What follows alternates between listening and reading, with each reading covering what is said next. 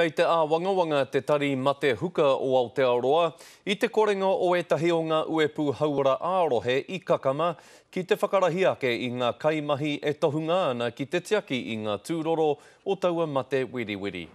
Kei te piki haerenga tatauranga o te hunga kei te pākia te mate huka, engari ka hori heita Joe Asker o mate huka Aotearoa, I te piki ake ngā ratonga hei tiaki I roto o ngā uepu. There's 200,000 people roughly living with diabetes. We know that that's set to double over the next 20, 30 years.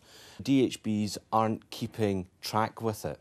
So the number of people are going up, but the service level is staying the same. E whakapaetia ana e rua te kau ōrau o ngā tāngata kei te pākia te mate huka o roto o Aotearoa he Māori.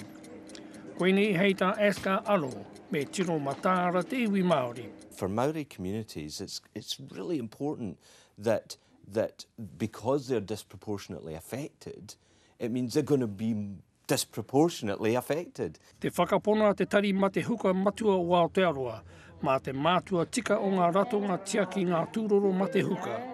Me te ōrite o te wāriu o aua ratonga, e heki iho e ngā tatauranga mate huka. Diabetes is about communities.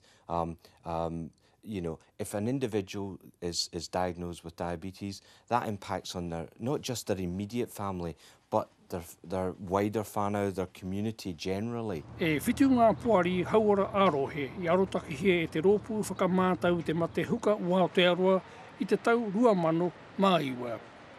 Joe Glenn, Te Karere.